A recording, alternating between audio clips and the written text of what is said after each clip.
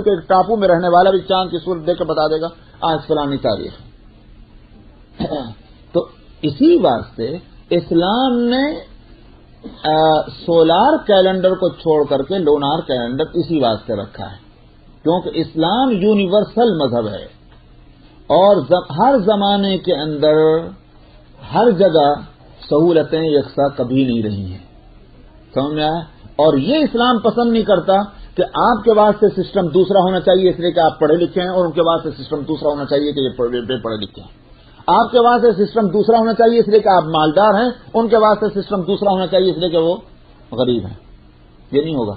یہ نہیں ہو سکتا کہ مالداروں کے یہاں تو پہلی تاریخ ہو گئی، غریبوں کے یہاں بھی 30 تاریخ پڑی ہے. سمجھ میں آیا؟ یہ نہیں ہوگا. اسلام اس طرح کے واہیات باتیں نہیں کرتا. ایک نظام بنا دیا اور وہ سب کے لیے آسان ہے، لکھے پڑھے ہوں یا بے لکھے پڑھے ہوں وہ سب اس نظام کو فالو کریں گے. عجیب بات ہے کہ جو لوگ آج کیا نام ہے اس کے نہیں اس پہ بات کرتے ہیں کہ صاحب اتحاد، مسلمانوں میں اتحاد ہوگا. کیسے ہوگا؟ کیلکولیشن پہ آ جائیے. بھائی کیوں آ جائیے؟ اس لیے کہ بہت ترقی کر لی ہم نے. بھائی تم نے ترقی کی، کشمیر میں تو ترقی نہیں ہوئی، افریقہ میں تو ترقی نہیں. وہ اگر نہیں ہوئی تو وہ اپنا کر لیں، ہم اپنا کر لیتے ہیں اس لیے ہم نے ترقی کر لی. پھر اتحاد کہاں ہوا؟ سمجھ آیا؟ اگر تم نے ترقی کر لی، تم اپنا نظام الگ بنا لو اور تم مانتے ہو کہ مثلا افریقہ اور کشمیر میں مثلا ترقی نہیں ہوئی، وہ اپنا نظام الگ بنا لیں، تو پھر وہ جو تم نے دعویٰ شروع میں کیا تھا کہ اتحاد، وہ کہاں چلا گیا؟ سمجھ آیا؟ میجارٹی دنیا میں سہولتوں سے محروم ہمیشہ سے رہی اور ہمیشہ رہے گی. میجارٹی پر جو رول نافذ ہو سکتا ہو اسلام اس کو لے، یا مینارٹی پر جو لے سکتی ہو اسلام اس کو لے. کیسی موٹی موٹی باتیں ہیں جس کو لوگ نہیں سمجھتے. چاند کو جب اسلام نے لیا ہے، آخر سورج کو کیوں چھوڑا؟ اگر حساب پر بنیاد رکھنی ہوتی تو سورج کا حساب تو بہت پہلے سے چلا جا رہا تھا. کیا خرابی تھی، کیا گناہ تھا کہ سورج کا کیلنڈر لے لیتا اسلام؟ لیکن اسلام نے اس طرح لیا ہے کہ آج بھی تمام فقہ کی کتابوں کے اندر یہ تصریح موجود ہے. عدت کا حساب کیسے لگے گا؟ سمجھا؟ کوئی عورت عدت گزار رہی ہے، حساب کیسے لگے گا؟ سارے فقہا اس پر متفق ہیں سارے فقہا کہ سولار کیلنڈر کے حساب سے نہیں، لونار کیلنڈر سے چلے گا، چاند کے حساب سے چلے گا. تو معلوم ہوا کہ اگرچہ اللہ سبحانہ و تعالیٰ نے اس کا وہ اظہار کر دیا کہ ہم نے چاند اور سورج جو ہے وہ ایک حساب سے رکھیں، معلوم ہوا حساب دونوں سے چل سکتا ہے، مگر اسلام نے چاند کو لیا ہے، سورج کو چھوڑ دیا. اس کی جو بھی حکمت ہے. اب اگر ہم وہ حساب جو چاند پر ڈالنا چاہیں تو پھر سوال یہ کہ پھر سورج کا جو پہلے سے بنا ہوا کیلنڈر تھا اس میں کیا خرابی آ رہی ہے، اس کو لے لیتے. ہم لوگ کہتے ہیں کہ صاحب جس زمانے میں نبی کریم صلی اللہ علیہ وسلم نے وہ تعلیم دی تھی اس زمانے میں اسٹرانومی جو ہے وہ ترقی نہیں کر سکی تھی. آج بہت ترقی کر رہی ہے. اس واسطے چونکہ وہ امی تھے اور ہم جو ہیں بڑے فاضل ہیں، تو اب امی جو تھے ہم ان کے نظام پہ کیسے چلیں گے؟ ہم تو بڑے فاضل ہو گئے.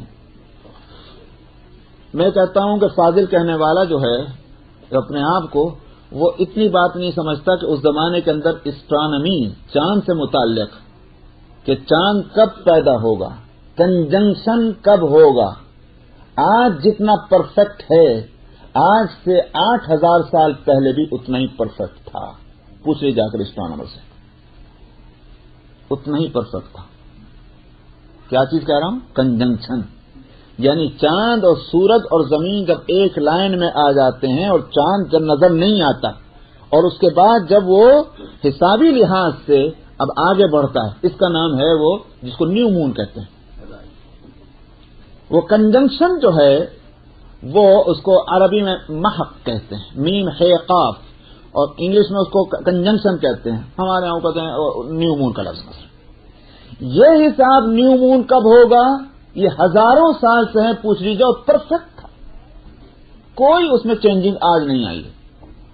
رہ گیا یہ چاند کب دکھائی دے گا، وہ تو نہ آج بتا سکتے ہیں نہ پہلے کبھی کسی نے بتایا، نہ آج بتا سکتے ہیں. آج یہ کر سکتے ہیں کہ ہم کو کبھی امید ہے کہ چاند نظر آ جائے گا، کوئی اس کا دعویٰ نہیں. تو پھر کیا ہوا؟ جتنی اس سائنس نے مطلب کنجنکشن کی حد تک جتنا آج پرفیکٹ ہے اتنا پہلے تھا. اور رویت جو ہے اس واسطے کہ رویت کو کیسے بتائیں گے؟ فاگ ہے, بادل ہے, خدا جانے دھول دھمکا ہے, کیا کہ کچھ ہو سکتا ہے, کون بتائے گا کب بادل آ جائے گا؟ نہیں ہو سکتا. کیا آپ کے کمپیوٹر نہیں بتا دیتے کہ صاحب شکاگو میں کل شام کو جو ہے برف پڑے گی؟ وہ شام بھی چلی گئی, رات بھی چلی گئی, وہ تو پرسوں صبح کو پڑ رہی. یہ کیا ہوا؟ سمجھ آیا؟ اگر حساب آپ کا اتنا پکا ہے تو یہ غلطی کیوں ہو گئی؟ رات دن ہوتی. کہتے ہیں کہ بھائی ان ایکسپیکٹڈلی جو ہے اس نے رخ ادھر کو موڑ لیا, وہ ان ایکسپیکٹڈلی ہو گیا. بھائی تمہارے اپنے حساب سے ان ایکسپیکٹڈلی ہے, لیکن اللہ سبحانہ و تعالیٰ وہ کوئی نہیں جان سکتا اس کو. یہی صورت ہے چاند کی کہ چاند جو ہے اس کے اور تمہارے بیچ میں کوئی چیز حائل نہیں ہو سکتی.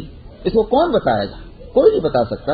اس لیے یہ رکھا کہ اذا رأیتم فصوموا واذا رأیتم فافطروا.